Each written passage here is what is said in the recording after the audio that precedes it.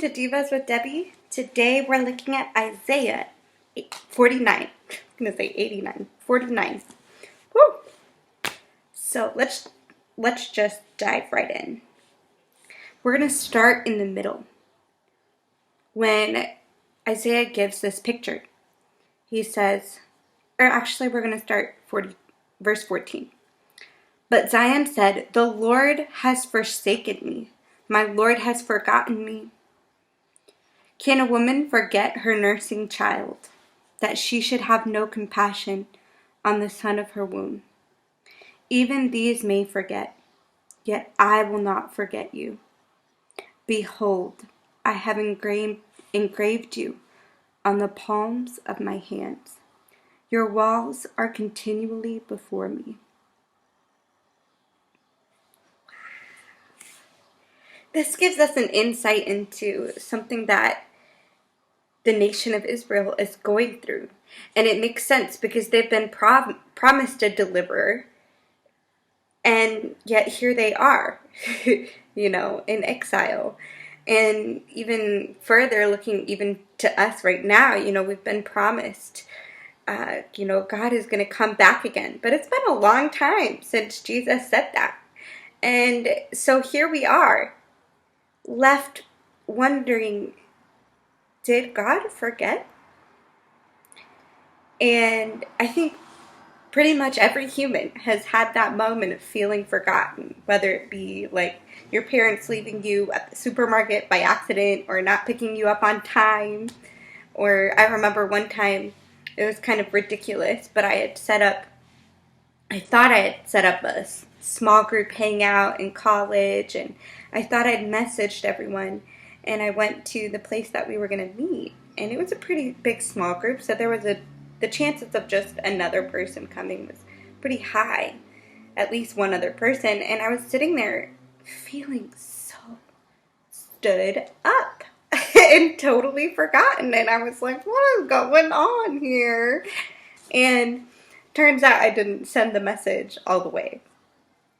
But regardless, we can relate to that feeling of being forgotten and feeling like you're an afterthought and that the person's not going to follow through. But God says, not only does he say, I will not forget you. He says, behold, I have engraved you on the palms of my hands. And I think this was understood in one context within, the nation of Israel before Jesus. And you get this image of God just writing each person's name on his hand, saying, you know what, it's permanent. It's like tattooed. I'm not going to forget you. And you use your hand so much to have a tattoo on your hand, you're going to notice, especially the palm. And yet, we know Jesus brought even deeper meaning to that. As the nails pierced his hands, drove through his palms, or here too. I think it was here in the wrist. He was writing our name right there. And it makes me jump to John 20, verse 27, when we see Thomas pretty much saying, I'm not going to believe in the resurrected Lord unless I can see the hand. This is chapter 20, verse 25. Unless I see in his hands the mark of the nails and place my finger into the mark of the nails and place my hand into his side, I will never believe. 8 days later, yet again we see this, waiting on the Lord, this feeling forgotten. It's not immediately after Thomas declares this doubt that Jesus comes. But he comes. And Jesus says to Thomas, verse 27, put your finger here and see my hands, and put your hand and place it on my side. Do not disbelieve, but believe. And Thomas answers, my Lord, my God. It's interesting that the resurrected Jesus still has the wounds from his sacrifice. And I think part of it is so that we can see and know, have a visual that his sacrifice was for us and that those wounds say our name. Wow. And that God has not forgotten us. You are not forgotten by God. You may be forgotten by people sometimes, and that's just life. But you are not forgotten by God. Let's keep going. So I wanted to start in the middle because I think that's key in positioning where the mindset, where the heart is of Israel at this moment. But rewinding to the beginning of the chapter, God is introducing this servant, capital S. And for a hot second, I was like, is it Israel? Is it the Messiah? And I think a part of it is Israel, and a part of it, yes, is the Messiah. God said, the Lord called me from the womb. From the body of my mother, he named my name. He made my mouth like a sharp sword. In the shadow of his hand, he hid me. He made me a polished arrow in his quiver. He hid me away. And he said to me, you are my servant, Israel, in whom I am glorified. But I said, I have labored in vain. I have spent my strength for nothing in my vanity. Yet surely my right is with the Lord and my recompense with God. And later it says, he who formed me from the womb to be his servant, to bring Jacob back to him, and that Israel might be gathered to him. For I am honored in the eyes of the Lord, and my God has become my strength. So just looking at those first 5 verses, we are introduced to, yes, Israel, which has been called by name, and, from the mother's womb, and the Lord has sustained Israel, like it's described here, and has saved a remnant, and has purpose for it. And yet, I believe it's mainly focused on the capital S servant, the Messiah, the servant Messiah, the servant Savior, Jesus. And one of the things that keys me into this is this emphasis where it says, he made my mouth like a sharp sword. And that jumps to Revelation, as we see this ultimate fulfillment of that. How is Jesus described as he's coming to the wedding feast? He is described in Revelation 19, verse 15. From his mouth comes a sharp sword with which to strike down the nations, and he will rule them with a rod of iron.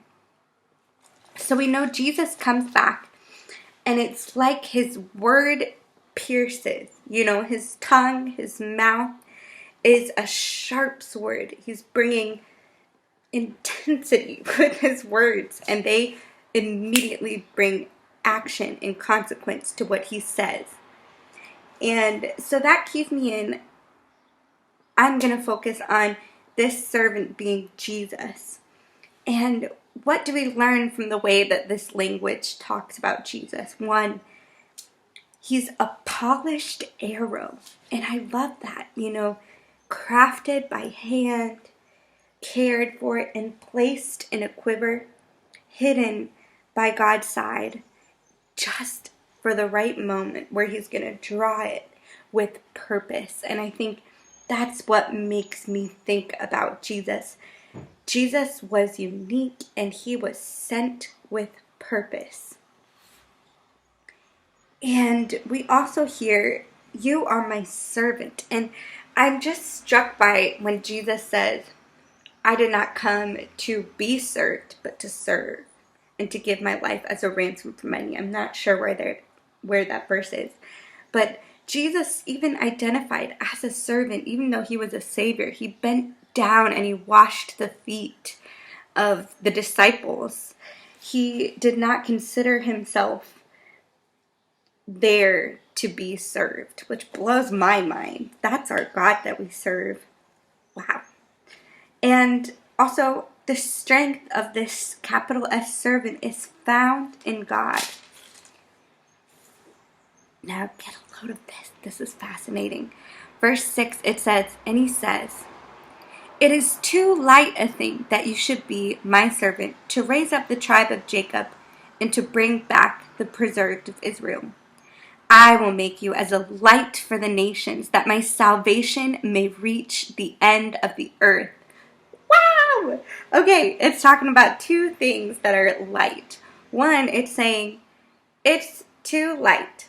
It is too small of a thing for you just to come to save Israel and to bring back the remnant. That is just not enough. And God already emphasizes Jesus was sent for the world. You know, that classic John 3:16, for God so loved the world so that he gave his only son, so that whosoever believes in him will not be put to shame, but will have everlasting life. Anyone, the world. It says, I will make you a light for the nations, that my salvation may reach to the end of the earth. I love that. And so we learn Jesus is a light to the nations. His sacrifice on the cross is to have ripple effects in the world. Verse 26 later emphasizes this too. It says, then all flesh shall know that I am the Lord your Savior and your Redeemer, the mighty one of Jacob. He is the promise that no, God has not forgotten the nation of Israel, but also God has not forgotten the world, and his promises remain true and faithful. And what's an image? We get several images of Jesus throughout this passage that emphasize this, and I'll just point out a couple things. It says that he's the answer and the help to the people, verse 8. And he will keep this servant, keep Israel as a covenant. Oh, I love that word, covenant, so intense. It says, saying to the prisoners, come out, to those who are in darkness, appear. They shall feed along the ways, on all bare heights shall be their pasture. They shall not hunger or thirst, neither scorching wind nor sun shall strike them. For he who has pity on them will lead them, and by springs of water will guide them. Jesus is seen as the shepherd figure, but even more so, he's seen with authority where he can call out those in darkness and call out those in prison and say, come out. Like those in darkness, come, step into the light. And that's what God says later that Jesus says. He says he called us out of the darkness and into the marvelous light. I love that. I can't remember where that is. But we're called out of darkness and into marvelous light. And we also see Jesus says, verse 22, I will lift up my hand to the nations and raise my signal to the peoples. Like, even just, I know this isn't what it's talking about, but we just learned, verse 16, that God has engraved the names of his people on the palm of his hands. And I feel like him lifting up to his hand to the nations is so that the nations can inspect and see you have your name written. I can't talk. My name written on your hands. And he's showing them this scar and saying, see, like doubting Thomas, examine it. Run your hand around it and see that I am the Savior. I am the signal. And I have not forgotten you. So today, if you feel forgotten, remember you are not forgotten. Your name is written on the hand of Christ. And let's walk through today remembering that. So have a great day. Bye.